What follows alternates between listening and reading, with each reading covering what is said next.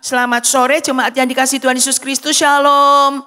Ya shalom, puji Tuhan. Bersukacita kita boleh bersama-sama beribadah sore hari ini. Tuhan hadir dan memberkati kita. Amin. Puji Tuhan. Renungan firman Tuhan sore hari ini berjudul Berani Bertanggung Jawab. Saudaraku, dalam kehidupan ini kita tidak bisa lepas dari yang namanya tanggung jawab. Setiap orang harus bertanggung jawab dengan tugas dan pekerjaannya sesuai dengan peran dan fungsinya masing-masing.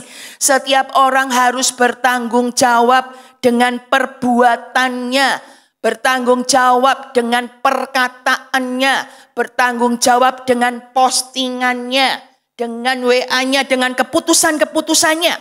Karena kita hidup sebagai makhluk sosial, kita tidak hidup sendiri. Apa yang kita lakukan akan berpengaruh kepada orang lain. Kita harus bertanggung jawab dengan keluarga kita, dengan gereja, ya, dengan masyarakat, dengan pemerintahan, dengan negara, ya. Bertanggung jawab pada atasan kita, ya, dan seterusnya. Firman Tuhan di dalam Galatia pasal yang ke-6 ayat yang ke-5. Kita mau baca ayat ini bersama-sama. 2, 3. Sebab masing-masing orang harus memikul tanggung jawabnya sendiri. Setiap orang harus memikul tanggung jawabnya sendiri. Suami harus memikul tanggung jawabnya. Istri harus memikul tanggung jawabnya. Anak-anak, orang tua harus memikul tanggung jawabnya. Sebagai pengusaha, sebagai kaum profesi, sebagai pelayan Tuhan, sebagai pimpinan, sebagai anak buah, masing-masing harus memikul tanggung jawabnya sendiri. Tidak bisa lempar tanggung jawab begitu saja. Tidak bisa menyalahkan orang lain. Tidak bisa cari kambing hitam. Peristiwa di Taman Eden mengajarkan tentang kebenaran ini. Tuhan menempatkan manusia di Taman Eden dengan memberi tugas untuk mengusahakan dan memelihara taman itu. Ada tanggung jawabnya, ada tugas yang Tuhan percayakan kepada Adam dan Hawa. Dan tidak hanya tugas, Tuhan juga kasih keleluasaan pada mereka. Memberi kebebasan untuk memilih, untuk menikmati. Ya. Semua pohon di taman ini boleh kamu makan buahnya dengan bebas. Asik banget kan ya. Tapi enggak hanya itu. Di balik itu ada juga larangan yang Tuhan beri. Itu tuh. Ya, pohon pengetahuan yang baik dan yang jahat buahnya. Jangan dimakan. Karena pada hari kamu memakannya pastilah engkau akan mati. Ya, jadi ada kepercayaan Tuhan, ada hak dan keleluasaan yang Tuhan beri, tapi ada larangan. Manusia harusnya berada pada ranah aman. Manusia harus hidup pada batas amannya Tuhan. Ada kepercayaan, ada tugas, ada larangan. Harus ada pada batas aman itu. Ya. Tapi faktanya tidak demikian. Manusia justru memilih untuk melakukan apa yang dilarang. Apa yang tidak boleh justru dilakukan. Ya. Adam dan Hawa makan buah yang dilarang Tuhan. Dan akibatnya terbukalah mata mereka berdua. Mereka tahu bahwa mereka telanjang, mereka dengar Tuhan berjalan di taman itu, mereka takut, mereka malu, mereka bersembunyi. Dan Tuhan bertanya kepada Adam, apakah engkau makan dari buah yang kularang itu? Emang Tuhan gak tahu? Kan Tuhan Maha tahu. Kenapa Tuhan tanya, apakah engkau makan dari buah yang kularang itu? Apa maksud dari pertanyaan ini? Tuhan mau supaya Adam bertanggung jawab dengan perbuatannya. Tuhan mau supaya Adam bertanggung jawab dengan keputusan dan pilihannya. Tuhan mau Adam berterus terang dengan kondisinya. Tapi ternyata tidak demikian. Ya. Tuh perempuan yang kau tempatkan di sisiku. Dialah yang memberi buah pohon itu kepadaku. Maka ku makan. Padahal pertanyaannya, apakah engkau makan? Iya, aku makan. Ya, tapi jawabannya tuh, ya, menyalahkan, melempar ya kesalahan itu kepada Hawa. Kemudian Tuhan juga bertanya kepada Hawa, klik. Apakah yang telah engkau perbuat ini? Ya, tanya sama ya. Apakah yang telah kau perbuat ini? Emang Tuhan gak tahu? Ya. Sekali lagi Tuhan mau pertanggungjawaban dari apa yang telah dilakukan. Tapi faktanya Hawa juga lempar tanggung jawab. Tuh, ular itu yang memperdaya aku, maka aku makan. Memang si ular memperdaya Hawa, memang. Tapi bicara tentang perbuatan, tentang tindakan, masing-masing orang harus bertanggung jawab tentang dirinya sendiri dengan apa yang dia lakukan. Klik. Fakta, semua saling menyalahkan satu sama lain. Cari aman. Ya. Padahal, klik. Kita katakan bersama saudara, 2, 3. Berani berbuat, berani bertanggung jawab. Kalau berani berbuat, berani memilih, berani dong bertanggung jawab. Apa konsekuensinya? Ya. Klik. Dan ternyata pelanggaran ada konsekuensinya. Ya. Yang godain nih. Ya. Yang goda ada konsekuensinya. Karena engkau berbuat demikian, firman Tuhan katakan, terkutuklah engkau di antara segala ternak dan segala binatang hutan. Dengan perutmu akan menjalar dan debu tanah akan kau makan seumur hidupmu. Dan seterusnya ya, permusuhan dengan perempuan dan keturunannya. Saudaraku, ada konsekuensi, ada akibat dari pelanggaran, kesalahan yang dilakukan. Demikian juga dengan Hawa. Ya, susah payahmu waktu mengandung akan kubuat sangat banyak. Ya. Dengan kesakitan engkau akan melahirkan. Dan kemudian kepada Adam juga, karena engkau mendengarkan karena engkau mendengarkan perkataan istrimu dan memakan dari buah pohon yang kularang. Lu gak taat. Lu gak ingat omongan gua. Ya. Terkutuklah tanah karena engkau. Dengan bersusah payah engkau akan mencari rezekimu dari tanah seumur hidupmu. Ya, kalau orang Jawa bilang kapiran. Susah sendiri. Karena enggak nurut. Karena enggak taat. Dengan berpeluh engkau akan mencari makananmu sampai engkau kembali menjadi tanah. Ya, klik. Demikianlah setiap orang di antara kita akan memberi pertanggungan jawab tentang dirinya sendiri kepada Allah. Saudaraku, hidup ini serius. Hidup harus dijalani dengan bijaksana. Tidak bisa suka-suka sendiri. Gak bisa semau gue. Semua ada konsekuensinya. Kepada Tuhan pada akhirnya kita harus mempertanggungjawabkan semua yang kita lakukan. Klik. Dan ingat bahwa segala sesuatu telanjang di mata Tuhan. Terbuka di mata Tuhan. Apa yang manusia gak lihat. Jangan berkata Anda aman-aman saja. Karena tidak ada yang tersembunyi di hadapan Tuhan. Segala sesuatu telanjang terbuka di mata Tuhan. Yang kepadanya kita harus memberikan pertanggungan jawab. Ingat Bapak Ibu. Ya, firman Tuhan dengan jelas mengatakan kepada kita. Mari kita sadari, kita tangkap kebenaran ini bahwa Tuhan mau kita menjadi pribadi yang berani bertanggung jawab. Amin, saudaraku. Amin. Puji Tuhan. Ya, 3 hal. Ya, yang pertama, berani mengakui kesalahan dan menanggung akibatnya.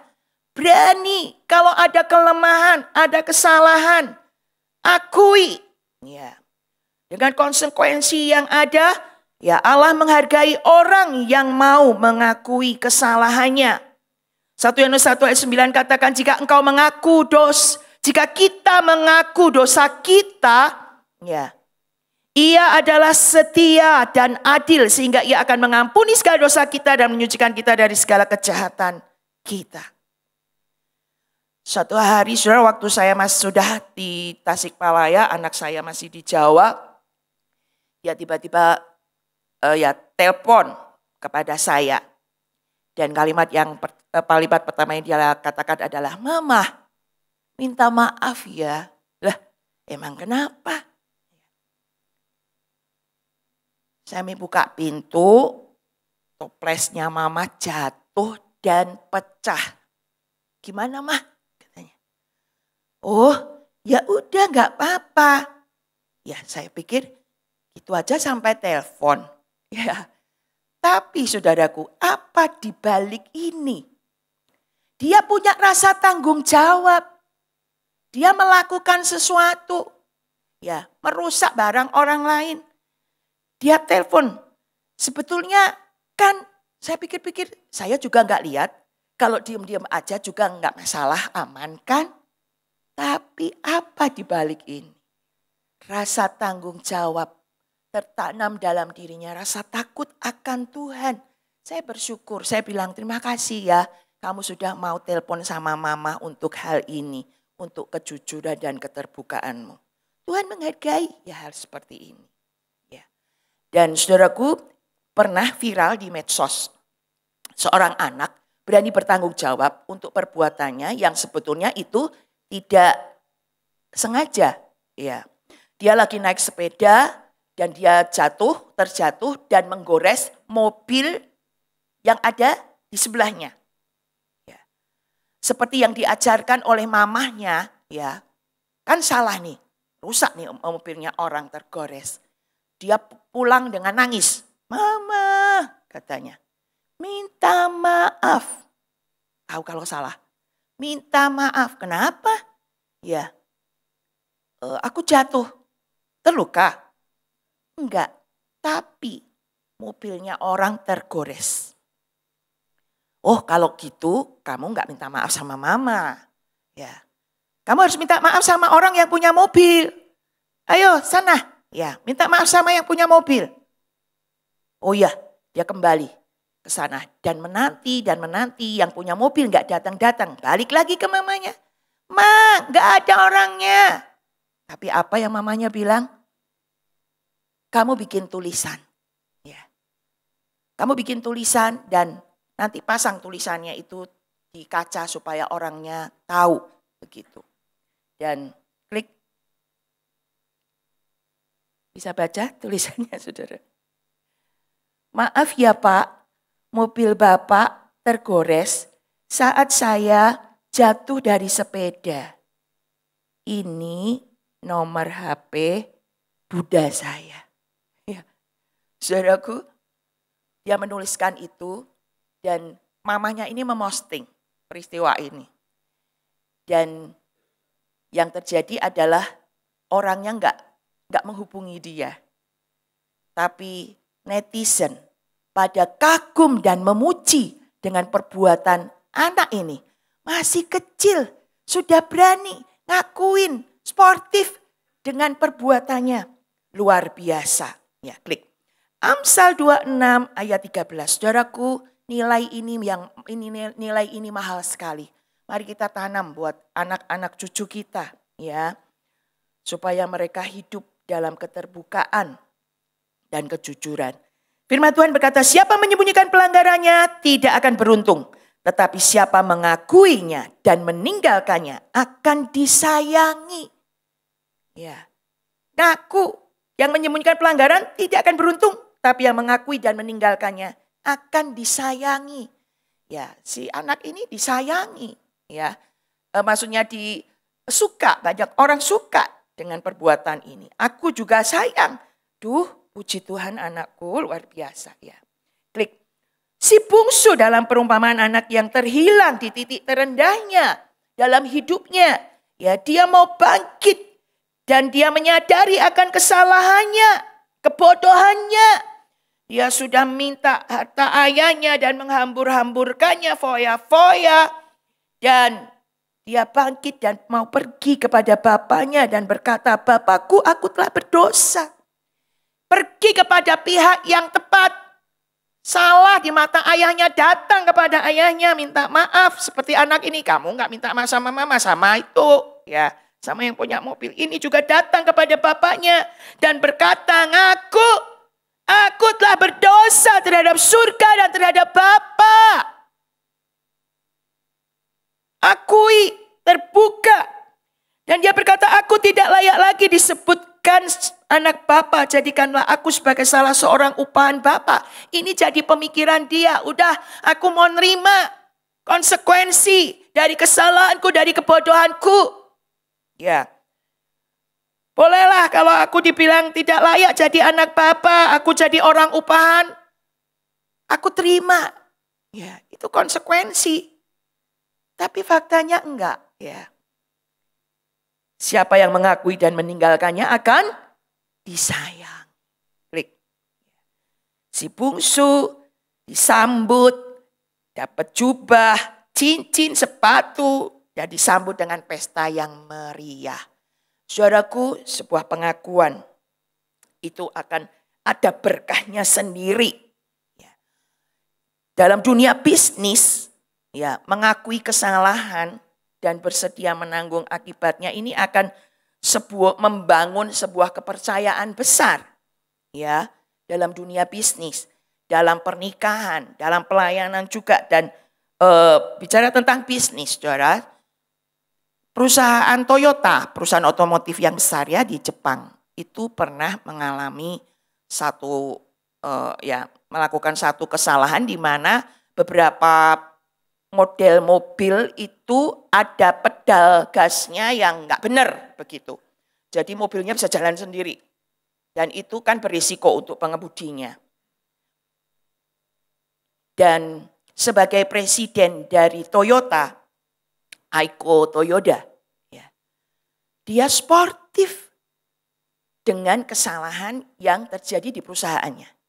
Dia datang ke Kongres Amerika dan dia secara terbuka dia meminta maaf atas peristiwa itu. Dan tidak hanya itu, ya, kan itu keamanan dari para pemakai perlu dijaga. Ini Toyota melakukan recall global, saudara, menarik produknya. Mobil-mobil dari seluruh dunia itu ditarik kembali untuk dibenerin, untuk dipastikan keamanannya. Padahal tidak semua mobil bermasalah. Tapi ini bicara apa? Tanggung jawab. Siap menanggung konsekuensi akibat dari kesalahan yang dilakukan. 9 juta unit mobil ditarik, saudara. Ini luar biasa sekali ya. Sebuah sportivitas dari sebuah perusahaan. Tapi apakah Toyota ambyar? Enggak. Tapi justru kejujuran dan kelemahan. Kejujuran bukan kelemahan, tapi kekuatan untuk membangun kepercayaan jangka panjang. Ya. Toyota survive dan tetap survive sampai hari ini. Sportif. Ya. Untuk membangun kepercayaan. Saudaraku, poin yang kedua. Berani bertanggung jawab. Tidak hanya berani untuk mengakui kesalahan dan menanggung akibat. Tapi juga berani mengatasi tantangan yang ada. Dalam menjalankan tugas, dalam melakukan pekerjaan, melakukan fungsi dan peran kita. Dalam usaha, dalam pernikahan. Ya, siap menikah, siap usaha, siap kuliah, harus siap juga menghadapi dan mengatasi tantangan-tantangan yang ada. Dalam pelayanan ada tantangannya, dalam pernikahan ada tantangannya, dalam kuliah ada tantangannya. Ya. Tantangan bicara hal-hal yang terjadi di luar kendali kita. Di luar prediksi, di luar harapan dan keinginan kita. Ya. Itu bisa terjadi. Dan kita harus siap dengan itu. Bicara tentang berani tanggung jawab.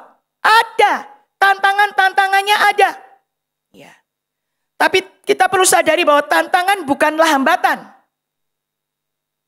Tantangan bisa menjadi batu loncatan buat kita untuk mencapai hal-hal yang lebih besar lagi.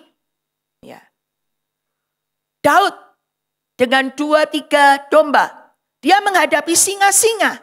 Ada tantangannya jadi gembala juga. Ada singa-singa yang datang, yang menerkam. Apa yang harus dilakukan? Harus berani. Atasi itu singa yang datang. Ya. Amankan itu. Domba-domba. Dan ternyata lewat singa-singa ini berhasil ngatasin. Ternyata itu jadi persiapan buat Daud juga untuk menghadapi Goliat. Ya. Ada tantangan yang lebih besar lagi. Tuhan akan membawa kita pada pencapaian-pencapaian lewat tantangan ini. Oleh sebab itu, ayo pantang menyerah, ya maju terus, pantang mundur. Paulus menghadapi tantangan dalam pelayanannya, klik. Ya.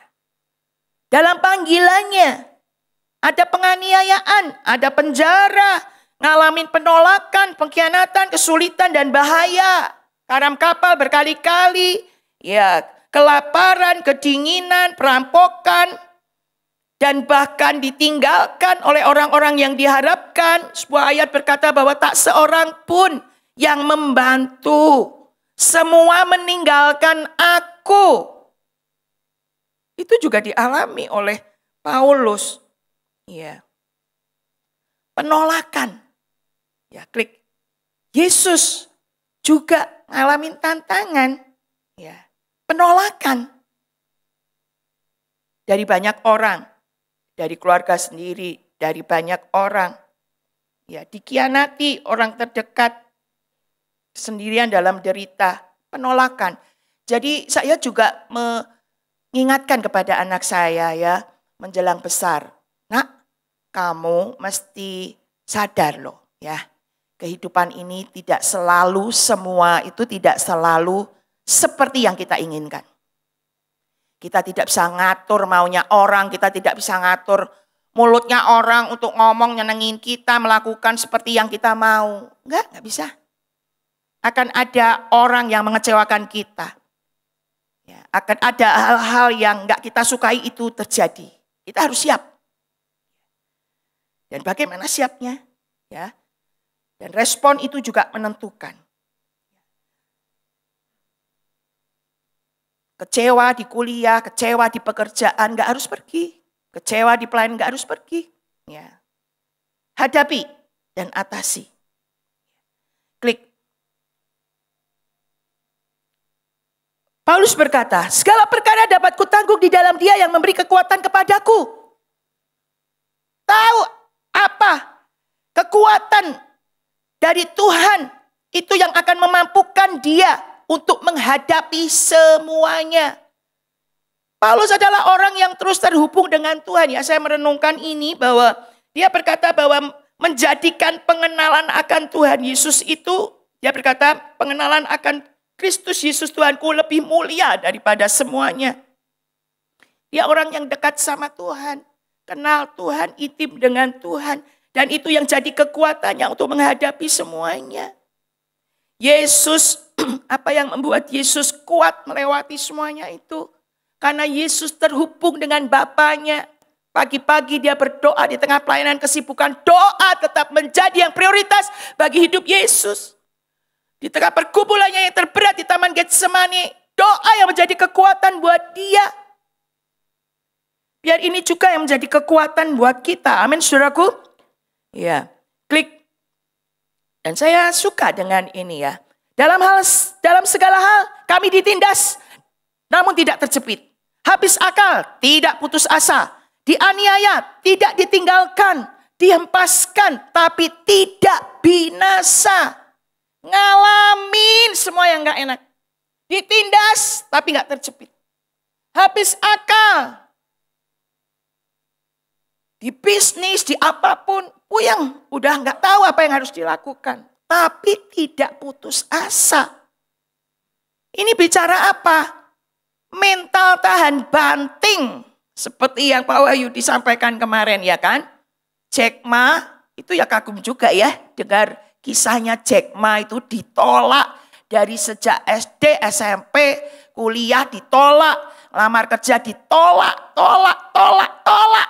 Ya. Tapi tidak hanya survive, berhasil di kelas dunia. Luar biasa itu ya.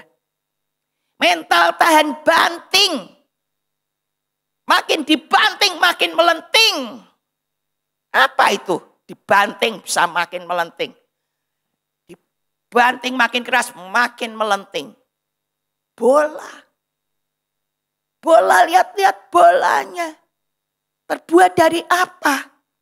Kalau bolanya dari kaca kristal.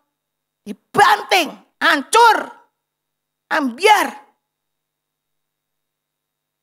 Kaku, keras hatinya. Kalau bolanya dari plastik, gak akan bisa naik. Gelundung, gelinding bisa. Tapi kalau yang bahannya lentur, ya, dari karet lentur, fleksibel, luwes, hatinya lembut. Dikuasai Tuhan dan firman-Nya, lembut hatinya. Dibanting, dus. Makin dibanting, dus, makin tinggi. Betul saudara? Hati, kehidupan yang dibentuk oleh firman. Dan itu perlu diingat, bola itu kan ada isinya itu. Kalau bolanya kempes, ya kan? Gak bakal dong. Tapi bola itu ada isinya. Apa itu? Ada udaranya kan ya? Apa itu? Seperti yang sudah disampaikan minggu lalu. Ada Tuhan yang menjadi kekuatan buat hidup kita. Amin saudaraku. Ada Tuhan dalam hidup kita. Engkau akan melalui semua tantangan dalam hidupmu dan hidupku. Amin saudaraku. Ya, Rasul Paulus menyadari sementara orang pergi meninggalkan. Dia berkata bahwa Tuhan telah mendampingi aku dan menguatkan aku. Tuhan telah mendampingi aku dan menguatkan aku. Supaya Injil diberitakan sepenuhnya. Dan Tuhan akan melepaskan aku dari setiap usaha yang jahat. Yang lain meninggalkan. Tapi ada Tuhan yang mendampingi aku. Tidak frustrasi. Tidak depresi di kondisi yang sangat-sangat menekan. Yesus juga klik dulu ya, oke. Yesus juga apa responnya Yesus? Yang saya boleh tangkap dari firman Tuhan. Di tengah tekanan, di tengah ya siksaan, dera, ya, ia tidak berbuat dosa. Seringkali orang dalam penderitaan itu jadi ngaco. Kata-katanya ngaco, tindakannya ngaco. Ya, dijahatin orang balas jahat efeknya. Tapi ia tidak berbuat dosa. Tipu tidak ada dalam mulutnya. Dalam kondisi sulit. Pastikan kita ada tetap dalam kebenaran dan kekudusan. Amin saudaraku. Dalam kondisi sulit. Sedang ngalamin masalah. Konflik atau apapun, tetap jaga mulut, jaga kehidupan, ya tetap jujur. Ya ini kan susah ya cari cuan ya, tipu-tipu dikit lah, ya curi-curi dikit lah, no. Ya dalam tantangan yang dihadapi, pastikan kita ada dalam kekudusan dan kebenaran. Ketika ia dicaci maki, ia tidak membalas dengan caci maki, ia menderita tidak mengancam. Dijahatin, gak balas. Ya, tapi serahkan itu kepada, dia menyerahkan kepada dia, kepada Bapa yang menghakimi dengan adil. Saudaraku, ada sebuah perusahaan, ya Johnson & Johnson. Ini kan bergerak di beberapa segmen, ya salah satunya adalah obat-obatan. Dia pernah mengalami tantangan. Dalam perusahaannya, dia selalu melakukan yang baik, yang excellent. Tapi ada tantangan. Ada hal yang tidak bisa dikendalikan oleh dia kan yang di luar. Jadi ada orang, saudaraku, yang terjadi adalah 7 orang ditemukan 7 orang meninggal setelah meminum obat produksi dari perusahaan Johnson & Johnson ini. Tylenol ya kalau nggak salah itu. Dan itu seperti paracetamol. Dan ini dalam bentuk kapsul. Orangnya minum obatnya dan meninggal. Setelah diperiksa, ternyata ada orang yang tidak dikenal. Orang yang tidak bertanggung jawab, orang yang jahat. Memasukkan sianida, racun kan, ke dalam kapsul itu. Wow. Apa yang disikapi? Ya. Apa yang disikapi oleh perusahaan ini? Saudara, perusahaan ini melakukan penarikan, ya, recall juga. Semua produknya 31 juta ditarik dari seluruh dunia. Untuk apa? Mengamankan supaya tidak ada korban yang ke-8 dan ke-9 dan ke-10. Ini bicara apa, saudara? Berani ngatasi tantangan. Harganya nggak murah. Ya, sampai 100 juta US dollar. Tapi perusahaan ini tidak semata-mata hanya mencari keuntungan, tapi keselamatan jadi prioritas. Ini jadi tanggung jawab. Tantangan dihadapi. Tantangan diatasi. Apakah Johnson & Johnson jadi hancur? Enggak. Dengan tanggung jawab yang dia lakukan. Saya lihat bagaimana Johnson & Johnson ini sampai hari ini tetap survive dan menjadi salah satu perusahaan dalam bidang alat-alat kesehatan juga yang paling inovatif katanya. Ya, saudaraku, jadi ayo ada tantangan di semua hal. Hadapi, atasi, bersama Tuhan kita bisa. Amin, saudaraku. Berdoa minta hikmat Tuhan, tetap tenang, jangan panik. Cermati masalah, akar sumber, akar masalahnya. Tetap fokus pada tujuan dan anggap tantangan ini sebagai proses untuk kita belajar dan meningkat lebih lagi. Bersama Tuhan kita bisa. Yang terakhir, saudaraku. Yang terakhir, yaitu berani menyelesaikan tugas dan kewajiban. Jadi bicara tentang berani bertanggung jawab. Tidak hanya berani ngakuin kesalahan dan menanggung akibatnya, berani mengatasi tantangan yang ada, tapi juga berani menyelesaikan tugas dan kewajiban. Berani bertanggung jawab tidak hanya berani menerima tugas. Berani bertanggung jawab tidak hanya menyelesaikan tugas rutin, tapi berani juga untuk menyelesaikannya. Berani kuliah, selesaikan. Berani menikah, selesaikan. Berani melayani Tuhan, selesaikan. Ya, sebelum masuk lebih lanjut, saudara, ada sebuah puisi. Ya, klik. Endlanders. Ya, puisi ini saya hanya comot-comot saja ya. Karena panjang. Jika engkau membuka, tutuplah kembali. Ya, ini bicara apa? Hal kecil. Jika engkau membuka, tutup kembali. Jika engkau menyalakan, matikanlah lagi. Jika engkau merusak, perbaikilah. Jika engkau meminjam, kembalikanlah. Jika engkau mengotori, bersihkanlah. Ini bicara apa? Hal kecil yang kita boleh tanam ini buat anak-anak kita. Dan demikian juga kita. Merusak, perbaikilah. Orang gak lihat, ya tanggung jawab. Pinjam, kembalikanlah. Pinjaman apapun yang kita punya yang belum dikembaliin. Pulang ibadah, so kembaliin. Pinjam uang, kembaliin dong. Ya. Mengotori, bersihkanlah. Ya, ini hanya sekedar seringan saja. Klik.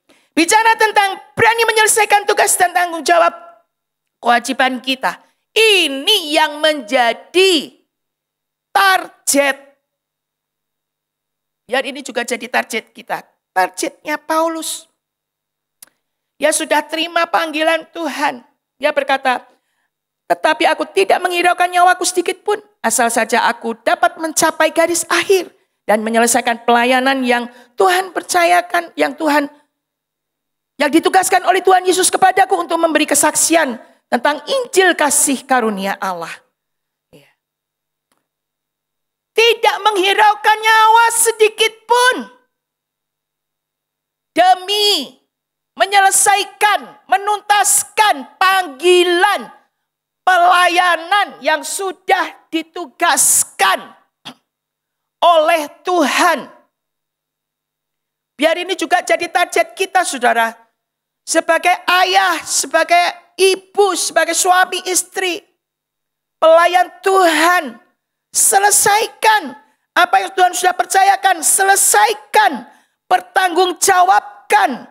Jangan sia-siakan kepercayaan yang Tuhan telah beri kepada kita. Ya. Dan dia berkata 2 Timotius 4 ayat yang ke-7. Aku telah mengakhiri pertandingan yang baik. Aku telah mencapai garis akhir. Aku telah memelihara iman. Menyelesaikan masalah, persoalan, tanggung jawab. Selesaikan. Itu juga yang Yesus nyatakan. Yohanes 17 ayat yang ke-4. Klik. Oke. Aku telah mempermuliakan engkau di bumi dengan jalan menyelesaikan pekerjaan yang kau berikan kepadaku untuk melakukannya. Menyelesaikan pekerjaan dan kewajiban itu. Ini cara memuliakan Tuhan di bumi. Tidak hanya bersorak-sorak menyanyi. Tapi selesaikan tugas dan kewajiban. Tugas bicara pekerjaan. Tapi kewajiban ini bicara hal moral sekalipun juga, saudara. Ya, apa yang jadi kewajiban? Tagihan-tagihan, bayar, selesaikan. Iya. Yesus menyelesaikan apa yang ditugaskan Bapa. Dan di atas kayu salib dia berkata, tetelestai, sudah selesai. Apa arti dari tetelestai sudah selesai, saudara? Wow, saya kagum.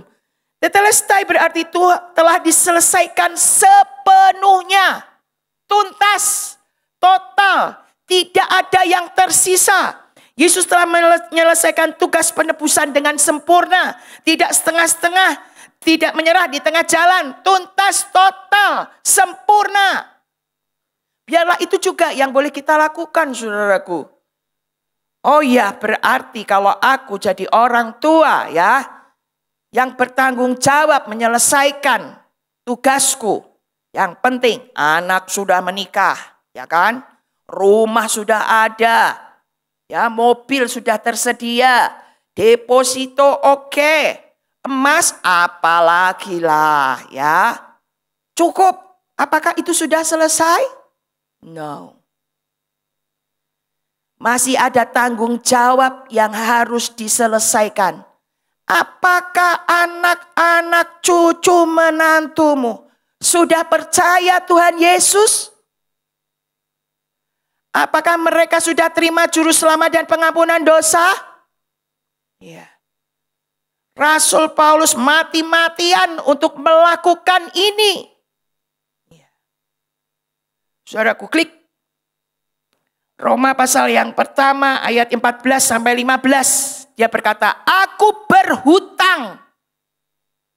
Hutang bukan hutang uang ini ya. Aku berhutang baik kepada orang Yunani maupun kepada orang bukan Yunani. Baik kepada orang terpelajar maupun kepada orang tidak terpelajar. Itu sebabnya aku ingin untuk memberitakan Injil kepada kamu juga yang diam di Roma. Kepada orang Yunani, bukan orang Yunani yang terpelajar maupun enggak. Aku berhutang. Apa ini maksudnya? Tuhan sudah menyelamatkan aku. Tuhan sudah menyelamatkan aku harus menyelamatkan orang lain.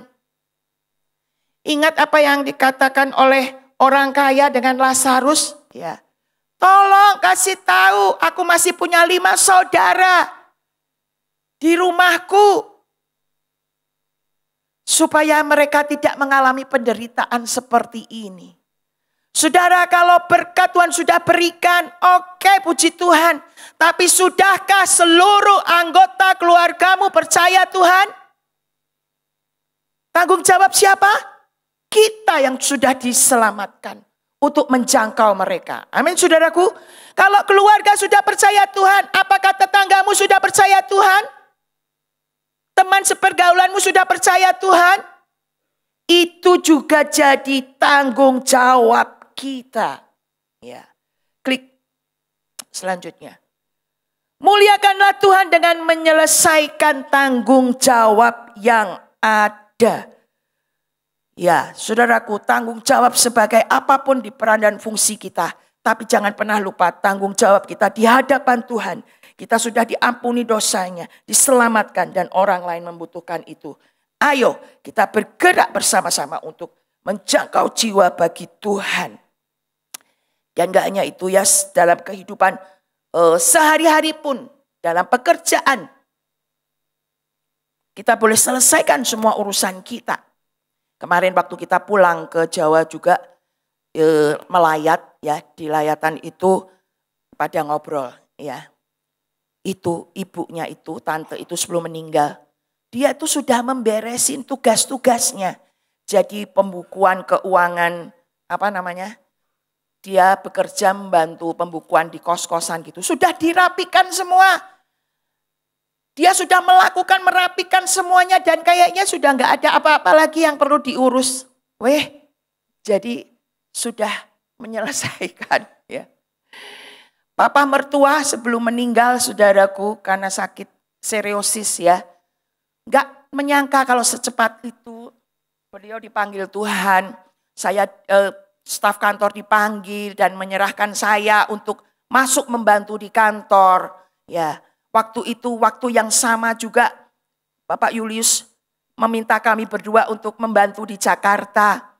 Dan disampaikan ini mau dibawa ke Jakarta, tapi mereka berdua enggak mau. Mereka akan bantu. Diserahkan saya ke staf kantor. Dia memanggil notaris dan mengundang semua pemimpin gereja di cabang pendeta-pendeta untuk melakukan balik nama aset gereja. Ya, aset gereja dibalik nama atas nama gereja semua sudah dibereskan dan tidak menyangka kalau besoknya papa meninggal. Sudah menyelesaikan semuanya dengan indah. Dan yang uniknya lagi saudara, ada aktivis majelis gereja juga di gereja kami di Salatiga. Udah setia ya. Dan itu pagi-pagi dia udah mandi. Sudah sikat gigi, mandi, ganti pakaian, minum kopi. Dan dia pingin tidur. Dia tidur dalam posisi gini, saudara. Dan ternyata meninggal, saudara. Wah, ini dipanggil Tuhan sudah siap, gak usah dimandiin lagi, udah siap sekali. Tapi gak hanya cuman itu, saudara. Tapi ayo, apapun yang Tuhan percayakan buat kita, kita selesaikan. Ya, saya tutup dengan sebuah kisah, saudaraku. Bicara tentang menyelesaikan. Ya, menyelesaikan tanggung jawab. Saya punya seorang teman yang dia itu pemain musik di gereja dan dia ada bisnis videotron ini ya, LED layar besar. Dan kebetulan beberapa waktu yang lalu gereja di mana dia melayani ini membeli videotron ini. Gede, lebih gede dari ini ya mungkin ya. Karena ruangannya untuk ribuan orang. Dan sudah dibayar, sudah dipasang ya. Sudah dipasang. Dan full timer dari gereja itu mau mencoba.